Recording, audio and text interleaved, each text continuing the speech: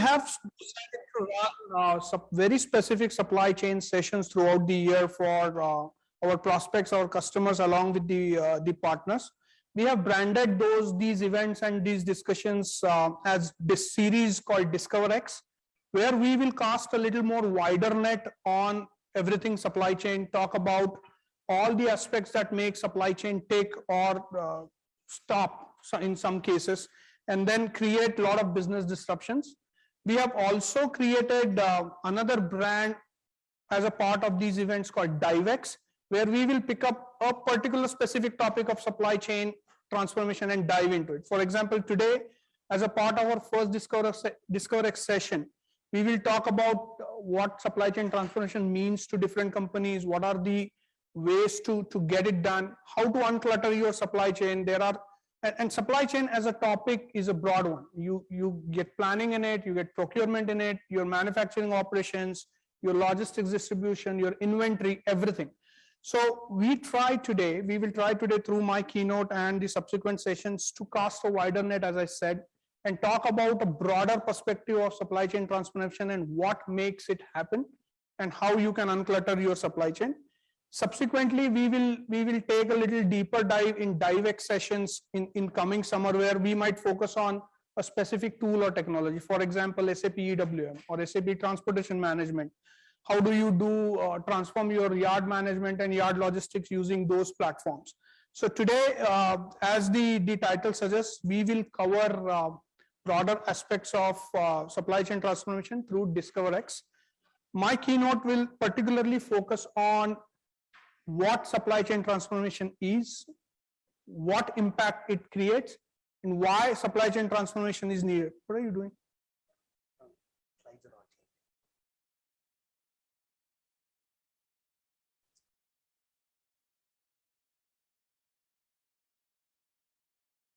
Changing, right? All right, go next.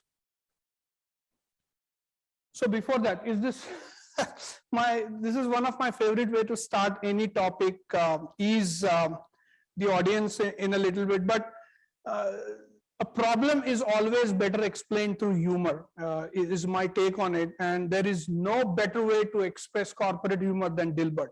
So I always always ride on it, and as this script suggests, right? Dilbert is particularly focused on transforming the supply chain to meet his goals. And when countered saying, what about customers' goals? He says, I don't care. It's their goals.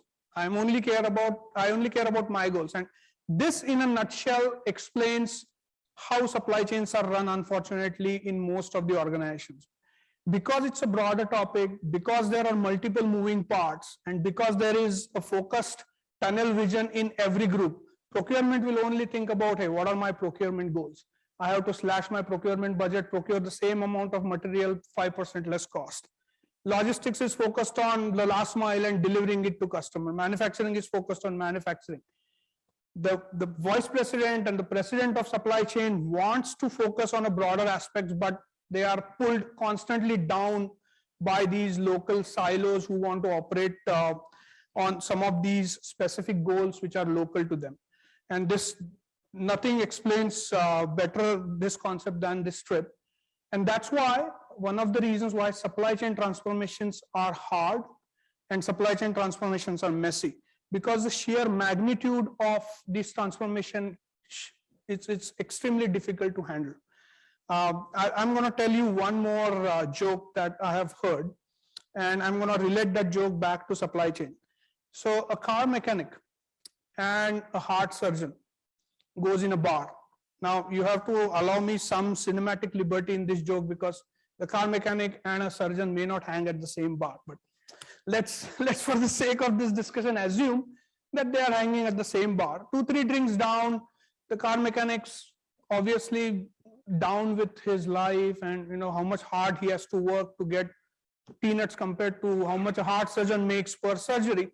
He says, you know, pal, we are both the same, we do the same thing. You know, a patient car comes to me, I fix it, I get paid peanuts. A heart patient comes to you, you perform surgery, you earn hundreds and thousands of dollars. What's the difference? I don't get it. You know, who decided that you should get paid more than me? Because I'm also fixing things, you're also fixing things. So the heart surgeon smiles, and he obviously probably was ready for it. He says, try fixing a car while the engine is running. And that is the crux of the matter. The expertise that a heart surgeon carries in order to fix what is wrong with a person's heart without actually making him dead is why he gets paid more. That's where his expertise comes from. Apply that for a minute to supply chain. Every supply chain transformation, nowhere you would go to an executive saying, stop the business for 2 months. Let me transform the supply chain, we will start back it up again. Never happens. Business has to run. Supply chains have to run. You have to procure goods. You have to manufacture. You have to distribute. You have to make a customer happy. While doing all this, you have to transform the supply chain. That is exactly why supply chain transformations are hard and messy. That is exactly why you need a heart surgeon to do it. That is exactly why you need to procure right tools for the heart surgeon to use it. And that is the crux of this whole discussion today. We will spend today's time understanding what are those expertise that are needed for a supply chain transformation to be successful. What are the tools and technologies that are needed for the experts to make that transformation successful? What is available today and how do we make use of it? Throughout the session today, we will learn that, and we'll also talk to some of the practitioners.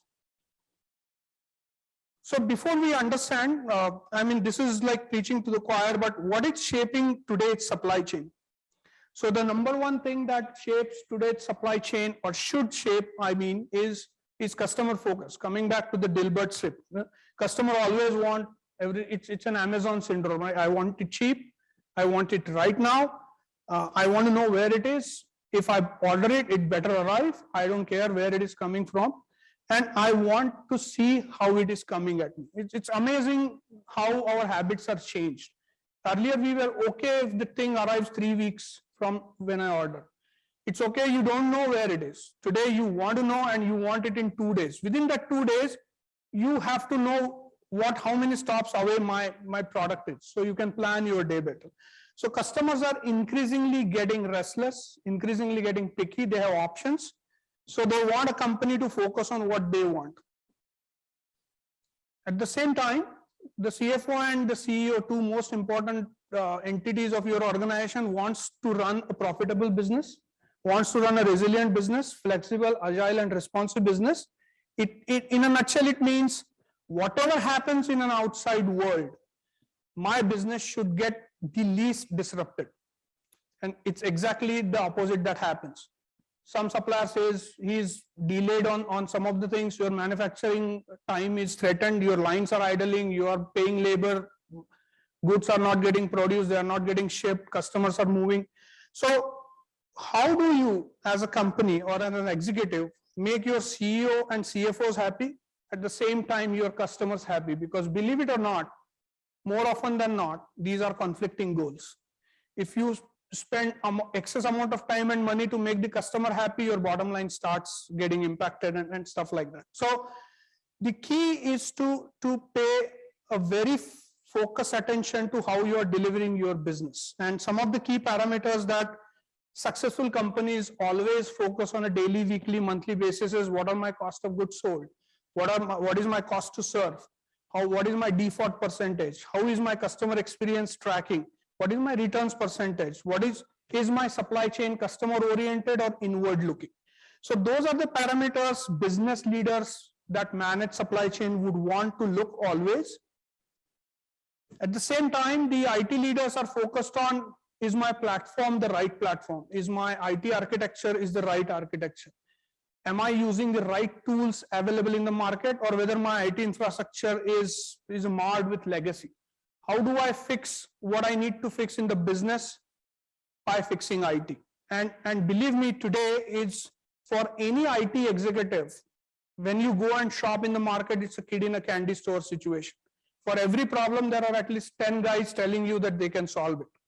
And you may not have all the time in the world to evaluate each and everybody's claim. That's why sessions like these, that's why events like these are important, to understand what market is offering from a tools, technology, and platform standpoint, and then make the right choices. which we just covered. And then a quick look at what typical not very well run supply chain looks like in a disruptive event scenario, how it impacts the business, and how, as compared to that, a very well run supply chain looks like.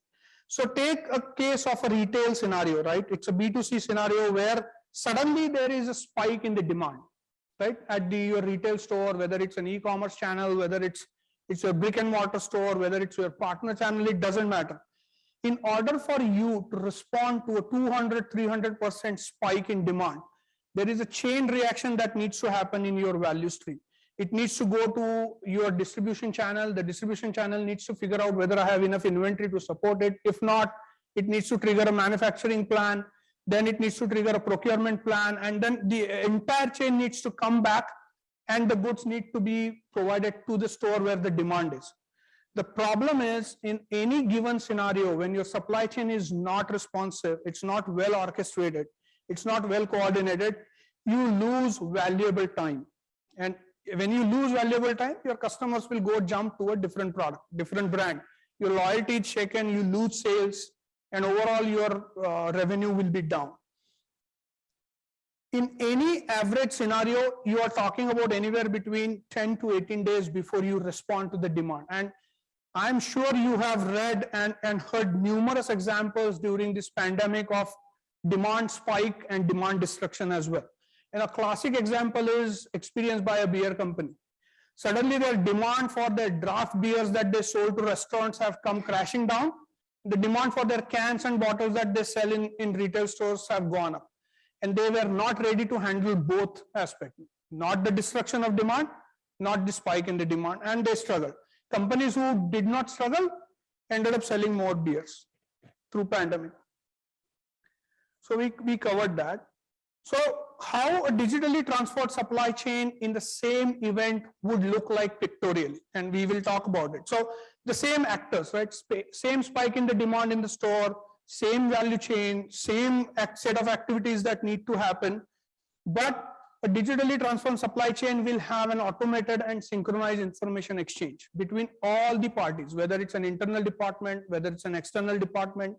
They would immediately start sharing information, single version of truth in a fast manner. On top of it, they will have real-time AI-driven decision making. Even if AI is not there, because the information is ready, you can quickly make a decision of if a particular procurement partner is not going to support your material demand, which is the one which can support. How can I get him contracted out and get whatever I need? You have an automated process orchestration and logistics execution on top of it. So you don't have to add more labor to your warehouses and logistics in order to meet the demand. Because one thing that we all learned in this pandemic is labor is of a gold value, right? Even if you are ready to pay 30, 35, 40, in case 50% more wages, people would still not turn up in your warehouses, and everybody struggle with truck drivers. If you were in the industry, you would know. And then on top of it, a digitally transformed supply chain will have an automated metrics reporting to give a real-time picture to the supply chain executives to keep making those right decisions. When your supply chain runs like this, when it runs like a charm, you can actually see the benefits in improved response time to how the market is behaving.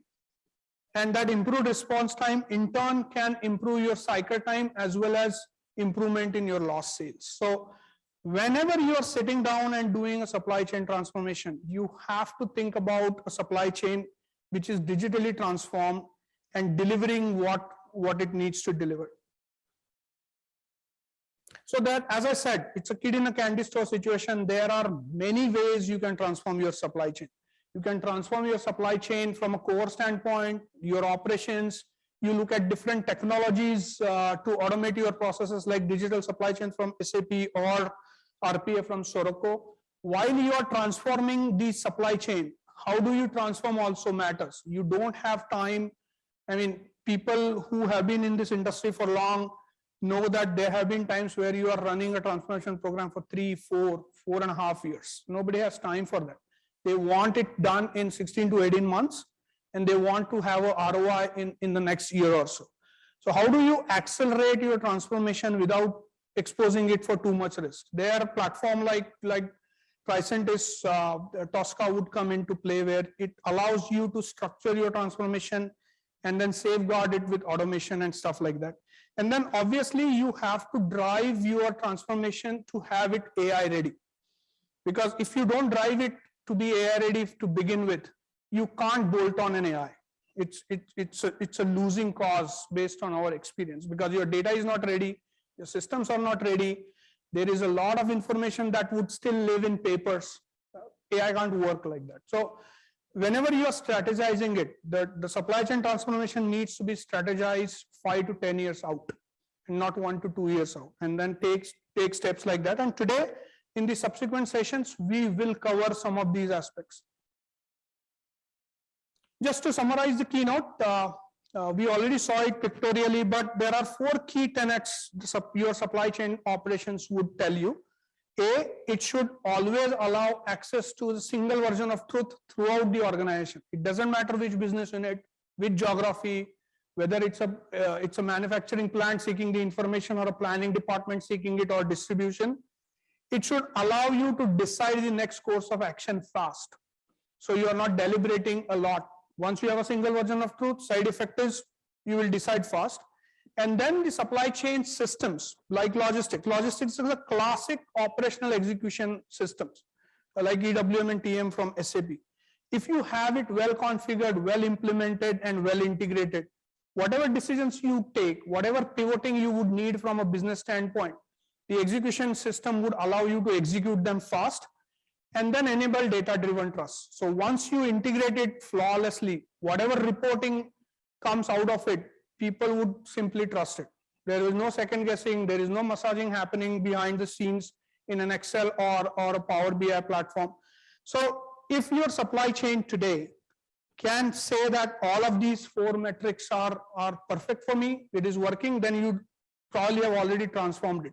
If any one of this is not, can be said as a characteristics of your supply chain, you would need to transform your supply chain. And today, through this keynotes roundtable and understanding from practitioners, we would figure out few ways to arrive at where we want to go. Okay, and that is it. Any questions before I give it to the next keynote? Francis?